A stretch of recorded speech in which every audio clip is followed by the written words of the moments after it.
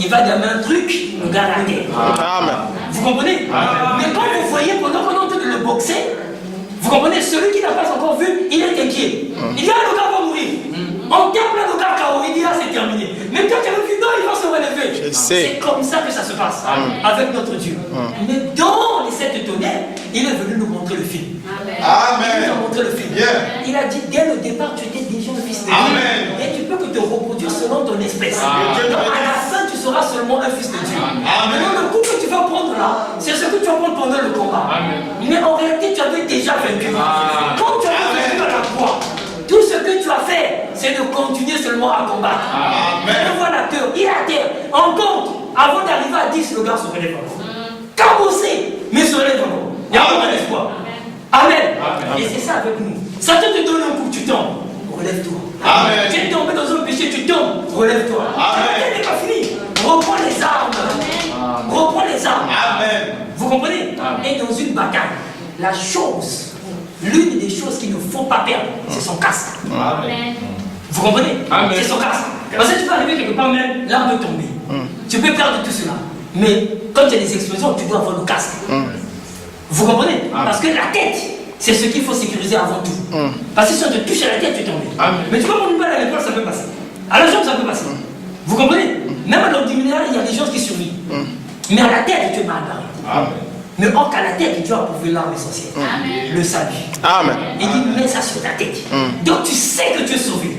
C'est pour ça que j'ai commencé par vous dire, si Dieu venait, disait un seul doit partir, dis-toi que c'est toi. Dis-toi que c'est toi. Satan te dit, oh, regarde ton péché. Tu dis, oui, c'est vrai. Mais c'est pas mon péché, c'est ton péché, Satan. Moi, je sais que j'irai. Je sais que je suis fils de Dieu. Je sais que j'irai. Ça ne dépend pas de toi. Ça dépend de ta nature. C'est une nature qu'il avait fait dès avant. C'est ce que nous voyons. Mais le vrai fils de Dieu, c'est un aiglon. Il voit plus haut. Oh, mais cette bataille, je la connais. Cette bataille, je la connais. C'est la même bataille que Paul a combattu, que Irénée a combattu, que Paul a combattu, que tout ce monde a combattu. Et toi aussi, tu dois combattre. Mais pourtant, il avait déjà fait la victoire. Il avait déjà acquis. Amen. Et Dieu dit, oh, gloire à Jésus. Dans 1 Jean 2, je pense, la Bible dit, petits enfants, je vous écris, jeunes gens, parce que vous avez déjà vaincu le malheur. Déjà. Oh, comme on dit, c'est déjà fait. Quand c'était fait, Paul dit déjà. Donc même au temps du vivant de Paul, c'était déjà fait. C'était quand? À la croix. Et c'est pour ça qu'il faut dit, un chrétien doit avoir la croix tous les jours de sa vie. Et il faut maintenant pouvoir aller même plus loin, même de sa voiture, il a vu la croix. Il regarde le monde et les soeurs qui s'habillaient mal, il regarde la croix. Vous comprenez? Tu dois avoir la croix tous les jours dans ta conscience. Quand Satan vient te montrer le péché, tu ne montres plus la croix. Il vient te rappeler ton péché, montre-lui la croix. Il vient te dire, oh, mais regarde le péché que tu as fait. Oh, oui, mais il y a la croix. Tu vas simplement, tu te mets, tu te places le sang. Tu deviens une voix sous le sang. Quand tu cries, Seigneur, pardonne-moi. Mais ça, c'est qui? Il regarde, c'est son propre sang. Il dit, oh, tu as quitté. Le sang veut verser avec pour ça. Vous comprenez? Et quand, dans cette même condition, quand tu demandes, prononce la parole. Vous comprenez? Et remarquez, cette sœur dont on a parlé, à la perte de sang. Cette sœur, elle n'était pas juive. Ce n'était pas le temps de non-juif. Mais malgré cela, elle a renversé la situation. Elle est rentrée même dans l'époque. Elle a même, aujourd'hui, elle est même immortalisée. Rentrée dans la Bible. Vous comprenez? Avec aucune écriture. Elle était non-juive. Et Jésus partait de là pour aller ressusciter le fils et la fille de Jairus. Il quitte là où il était pour aller chez la fille de Jairus. Jairus était un juif. Mais en route, sur le chemin. Amen. Sur le chemin. Pendant que Jésus quitte là où il était avec les disciples, les juifs, il quitte les juifs pour aller vers les juifs. En route, sur le chemin. La femme est là. La femme à la perte de sang est là. La fille des nations est là. Sur le chemin. Est-ce que vous comprenez? Jésus quitte les juifs pour aller vers les juifs. En route, la femme est là. Amen. Vous êtes arrivés. Jésus quitte Israël dans sa première venue pour aller à Israël dans sa seconde venue. En route, il croise la femme. Il croise la femme. Mais lui, il passe pour lui. Il croise la femme. Maintenant, c'est à la femme de venir prendre la vertu qu'il faut. Jésus passe. Il va vers les Juifs. Maintenant, c'est à toi d'aller saisir. C'est à toi d'aller le prendre. Lui, il a déjà tout enlevé. Toi, tout simplement, il sait que pour ton péché, dans cette dispensation-là, cette femme avait eu grâce. Mais pour toi, ton péché peut t'empêcher. Alors, il a mis quoi? Il a mis déjà le sang. Donc, tu passes sous le sang et va toucher ce qu'il te faut. Va prendre Jésus ce que tu veux. Parce qu'il est tenté d'aller chez la fille de Jairus. Il doit aller ressusciter la fille de Jairus. Autrement dit, il doit aller restaurer le peuple d'Israël. Il doit aller là-bas. C'est un devoir. Mais en route, toi tu es. Amen. Touche. Touche cela. Et la seule manière de le toucher, c'est par la foi. C'est par une déclaration de foi. C'est en s'imposant. Est-ce que vous y êtes? Amen. Est-ce que vous y êtes? Amen. Que chacun de vous prenne cette position pour toutes les situations que vous voulez. Dépassez le niveau de la foi. Moi, je crois. On dit je sais. Amen. Parce que savoir, c'est autre chose. C'est une force. C'est une foi mêlée à une force. Ça devient coriace. C'est pesant devant Dieu. Et quand vous le déclarez, même Satan doute. Il dit quoi? Mais comment tu peux déclarer? Il dit je sais. Mais je suis en train de mourir. Je sais que je vivrai. Mais je suis un pécheur. Je sais que je suis sauvé. Amen. Mais regarde, tu n'as même pas d'enfant. Je sais que je vais le faire. Amen. Mais regarde les situations. Mais tu ne peux pas monter cette entreprise. Je sais que je le ferai. Amen. Parce que ça ne dépend pas de moi. Quand tu dis je sais, tu as la citation de la tête. Amen. S'il veut la citation, tu lui donnes la citation. Amen. Tu le lui donnes. Et quand tu vas voir la parole, il va s'incliner devant la parole. Amen. Parce que la parole, c'est Christ lui-même. Et devant Jésus, tout genou doit fléchir. Amen. Tout genou doit fléchir. Oh, Église de Christ. Oh, troisième église de tabernacle. Saisissez cette occasion. C'est aujourd'hui ou jamais. C'est le moment. On a chanté l'ancien évangile, ce bonjour peut être demain. Ça peut être demain. Mais aujourd'hui, tu peux faire quelque chose. Aujourd'hui, tu peux faire quelque chose. Et si Dieu a permis que tu écoutes cela, certainement c'est pour te dire que pour ta situation, tu peux le changer. Amen. Tu peux le changer. Vous comprenez? Parce que c'est ça en fait. Et c'est ça en réalité qui vous emmène à vivre la dynamique de la mécanique. C'est ça qui vous emmène là. Pour que vous puissiez expérimenter cette dynamique-là de la mécanique que vous avez déjà. Et cela, comment? Quand ce Dieu-là, ce grand Dieu, il vous donne déjà, avec tout le matériel, la possibilité de changer votre tableau. Amen. De changer votre tableau. Amen. Et quand vous le changez, c'est par cette grande prééminence de Dieu en vous. La grande prééminence de Dieu en vous. C'est lui qui vous donne la possibilité de changer votre tableau. Et quand vous le changez devant Dieu, il le sait que vous le pouvez. Pourquoi? Parce que vous êtes une épouse chez lui. Amen. Vous êtes cette épouse chez lui. Lui, quand il vous faut, vous êtes parfaite. Parce qu'il avait déjà donné l'ordre au Saint-Esprit. J'ai besoin d'une femme parfaite. Vous vous souvenez? Abraham qui dit au serviteur, va chercher pour Isaac une femme. C'était pas Isaac de s'inquiéter. C'était au serviteur d'aller se casser la tête. Et de l'adoption, Abraham dit le serviteur, c'est le Saint-Esprit qui vient en toi, qui t'instruit pour aller te présenter chez le roi. Amen. Pour que le Père puisse t'adopter. Donc le Père a déjà tout fait confiance. Le Père a dit au Saint-Esprit, Dieu attend. Lui, il sait que quand on viendrait me présenter l'épouse, elle serait parfaite. Sans tâche, ni rien de semblable. Comment cela va arriver, ce n'est pas son problème. Lui, il sait, c'est le résultat. Et le Saint-Esprit vient de Dieu. Tu es cette personne. Tu es parfaite. Je vous dis la vérité. Ne regardez pas vos faiblesses. Vous êtes parfait. Amen. Si Jésus a dit que vous l'êtes, croyez que vous l'êtes. Amen. Soyez donc parfait comme votre Père qui est dans les cieux est parfait. Vous l'êtes. Vous l'êtes, moi je le crois. Amen. Ne doutez pas, vous l'êtes. Amen. Vous l'êtes. Amen. Tu es parfait, frère. Tu es parfait. Amen. Vous êtes parfait. Amen. Vous avez tout le potentiel en vous. Allez, si même l'enlèvement partout aujourd'hui, vous pouvez y aller. Amen. Vous allez y aller. Amen. Tout dépend de ce que vous pensez faire. Amen. William Branham a dit quelque chose. L'ennemi de William Branham, c'est William Branham lui-même. Amen. Amen. Je voyais ça plus dans le contexte des faiblesses du corps et tout le reste. Mais après, je suis venu comprendre effectivement. Il n'y a que toi-même qui peux mettre un pont sur ton propre salut. Amen. Quelque part, j'ai eu une pensée.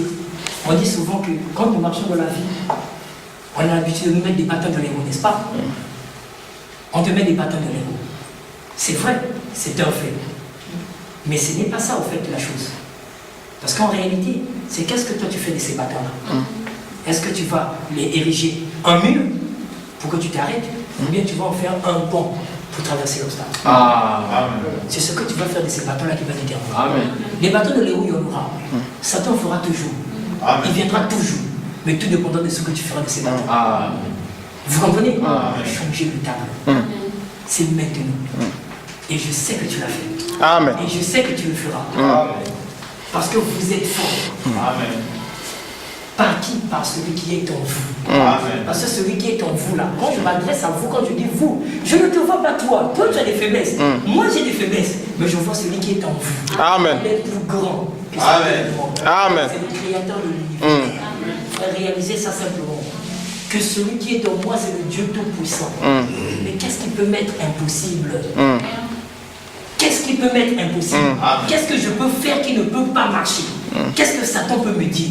Dites à Satan la vérité et il fuira loin de vous. La vérité sur ce que vous êtes. Il faut vous connaître. Il faut prononcer la parole. Placez-vous sous le sang. C'est alors que vous direz. Amen. Que Dieu vous bénisse. Amen.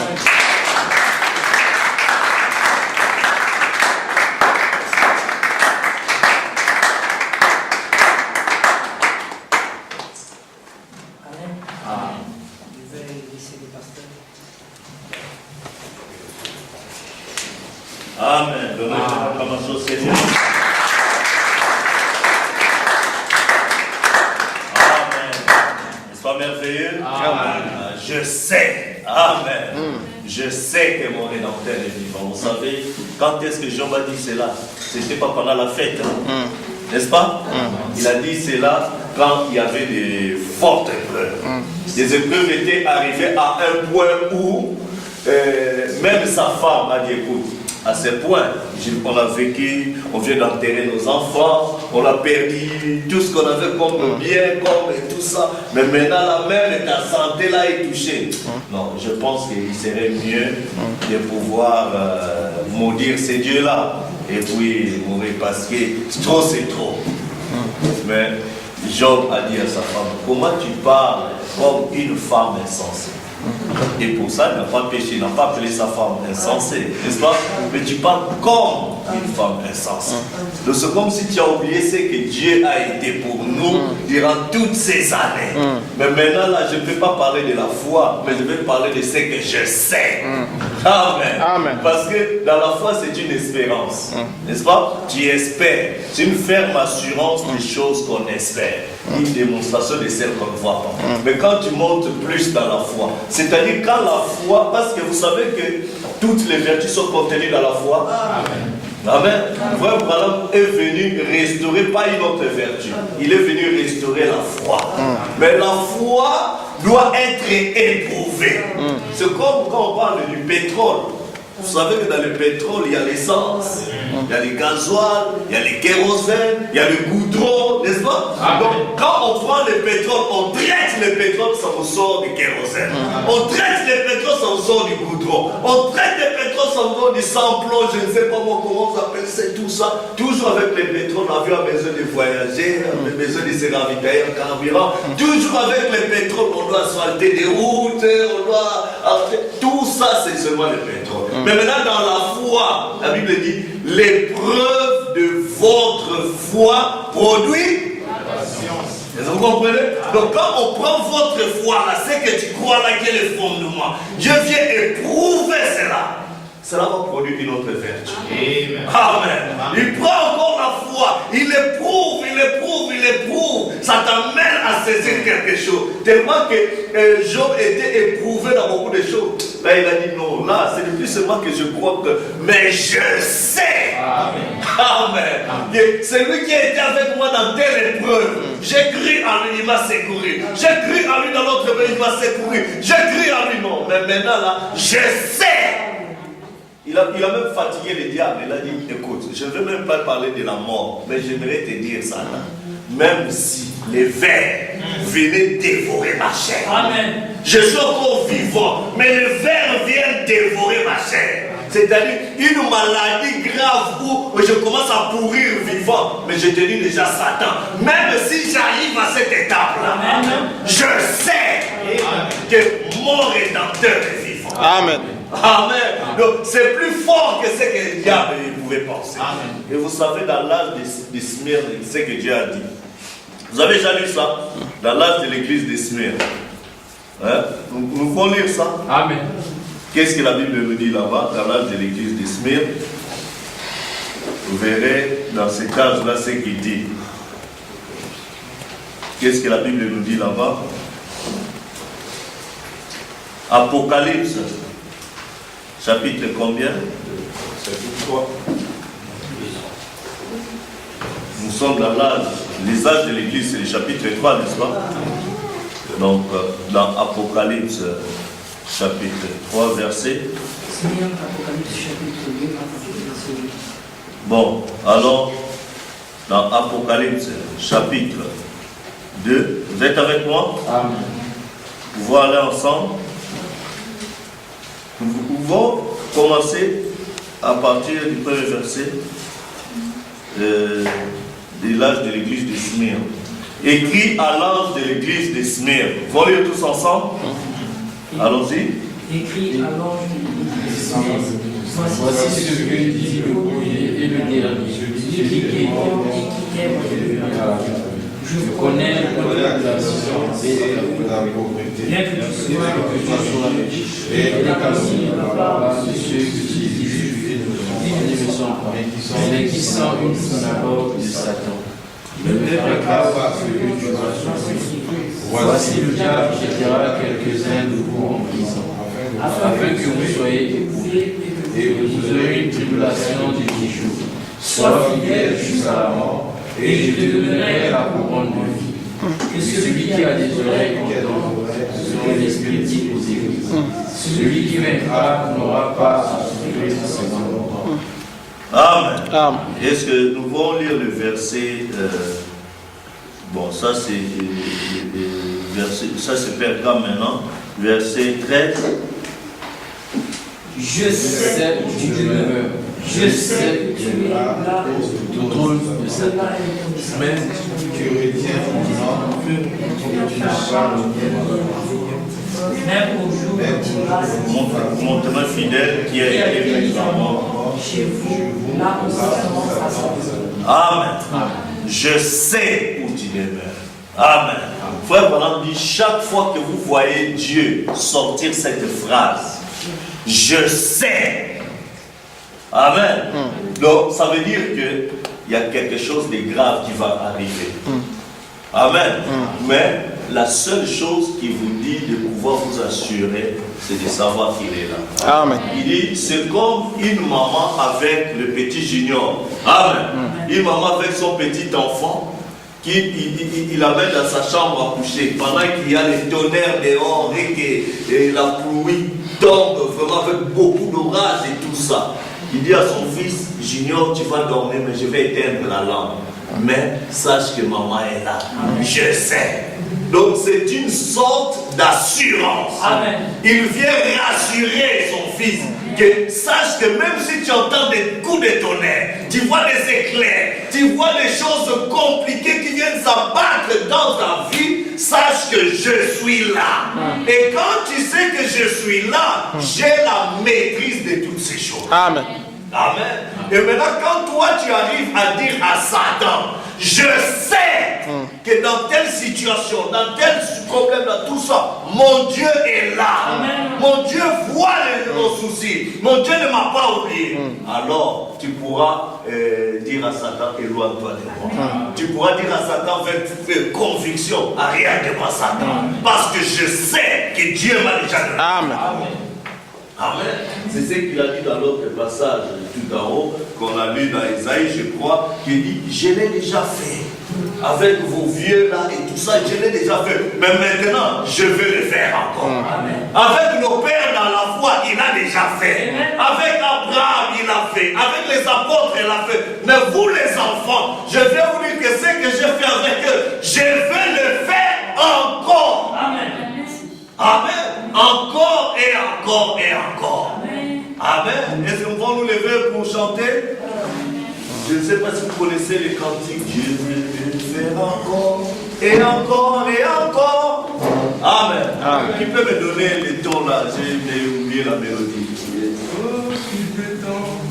Ah, comment ça se chante cela? Donnez-nous. Alors, d'abord déjà le même.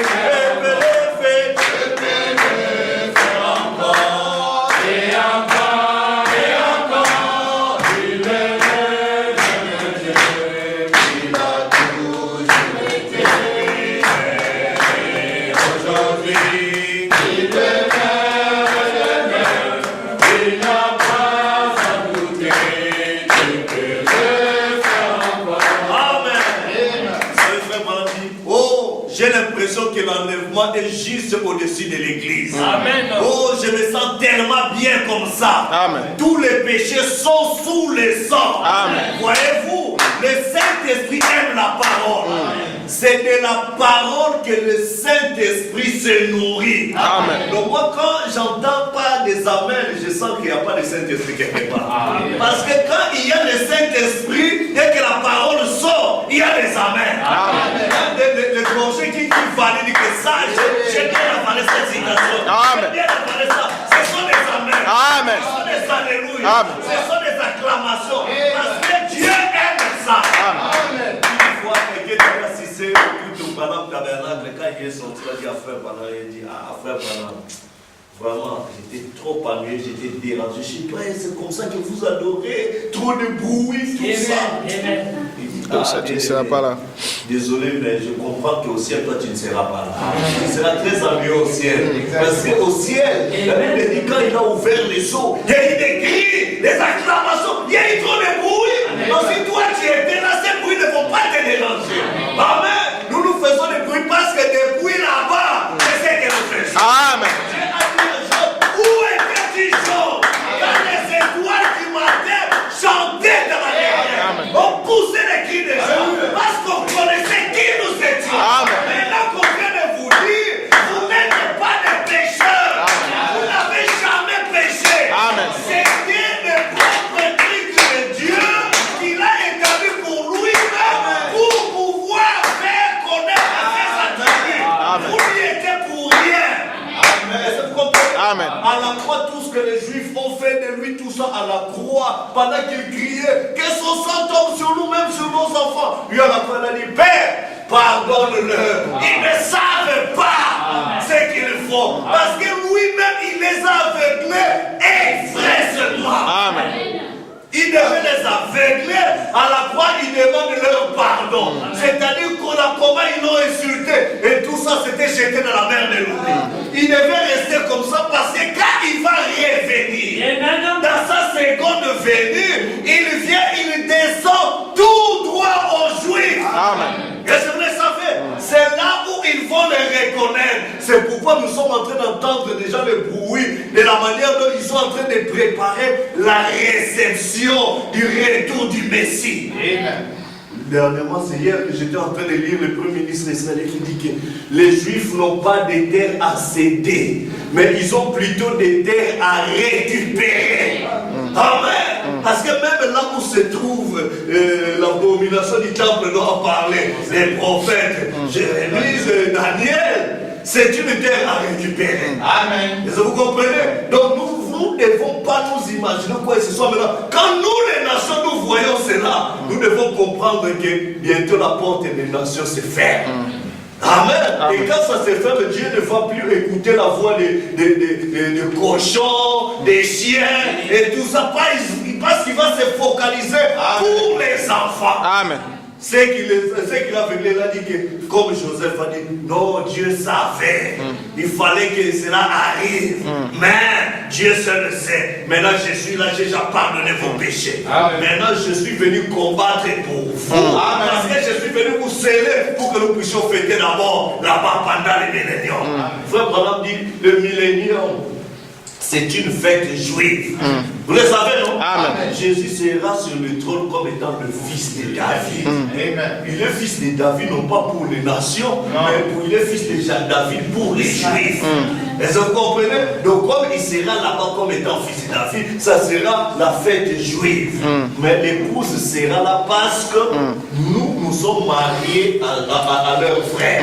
Donc, les Juifs, en d'autres termes, ce sont nos beaux-frères. Est-ce que vous comprenez? Ce sont nos beaux-frères. Donc, ce qui se passe là-bas, c'est une situation de la famille. Nous devons intercéder pour la famille de notre époux.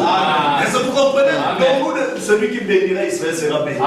Il y a d'autres bénédictions gratos comme ça. Oui, c'est ma Seigneur béni Israël. Amen. Seigneur, donne encore Israël plus de victoires contre les Arabes qui sont bénis. De chaque fois que tu fais des histoires comme ça, tu es béni, que tu le veuilles ou pas. Le croyez-vous? Amen. Oh, le Saint-Esprit aime la parole. C'est de la parole que le Saint-Esprit se nourrit. Voyez-vous, oh là là, il descend et vient parmi les gens, les purifie de leurs péchés, leur enlève leur maladie, leur enlève les cafards. Vous savez les cafards, non? Tout ce qui vous tracasse dans la vie. Leur enlève les cafards. Mais voilà ivre, aussi ivre que je peux l'être, ivre de l'esprit, l'amour qui jaillit de mon cœur. Peu importe ce que qui que ce soit a jamais pu faire, c'est pardonner. Amen. Vous n'avez pas compris. Peu importe. Est-ce que vous comprenez? Amen. Peu importe, c'est-à-dire peu importe le niveau de gravité de ton péché. Peu importe ce que qui que ce soit a jamais pu faire, c'est pardonner. Amen. Votre ennemi le plus acharné, c'est fini. Qui que ce soit qui ait jamais bavardé ou dit quoi que ce soit, eh bien, tout ça c'est parti. C'est tout nettoyé maintenant. Amen. Amen. Amen. Dieu a déjà tout nettoyé. Amen. Mais là, si les gens tout nettoyés, pourquoi? Parce qu'il veut nous amener dans la gloire. Quelle matinée merveilleuse, quel moment merveilleux. Maintenant, courbons la tête, juste un petit instant. Amen. Amen. Nous allons prendre la prière du prophète. Amen. Vous voulez entendre la prière du prophète? Amen. Amen. Nous allons chanter. Dieu peut le faire encore. Et encore, et encore, il est le même Dieu, il a toujours été.